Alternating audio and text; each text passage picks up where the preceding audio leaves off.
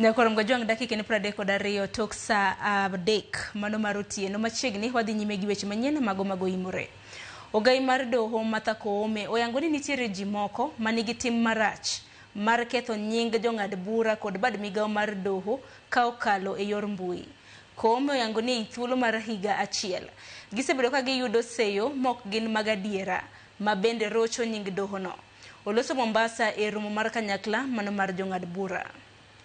There are also a lot of people who can abuse. En romo manoyo jong'ad bura mawuok e konde mag piny Kenya. Romo manobagi e kaunti ma Mombasa.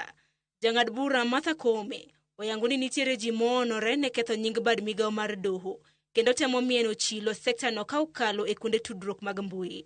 These social platforms have become conduits for unfounded accusations, half-truths, and outright defamatory allegations intended to sow doubt and delegitimize judicial decisions.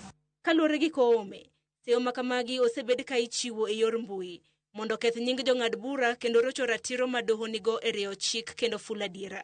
It is a calculated attempt to weaken the moral authority of the judiciary and to intimidate judges into silence or into bending the law to the whims of some nefarious interests. Oyango ni kaponi chik mager ok bi kawo ne seyo makamago, to bad migawo mar doho nyalo bedo gi ohinga e tayo tijege.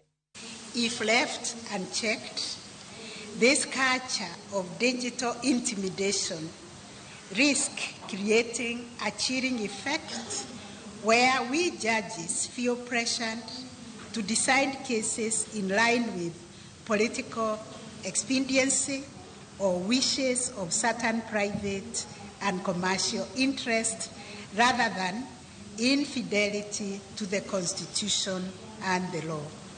That, dear colleagues, is the greatest threat to judicial independence in our time. Koome koro dwaro mondo jong'ad bura ochung' motegno kendo oked ne ratichgi e kinde ma gicholo tijegi.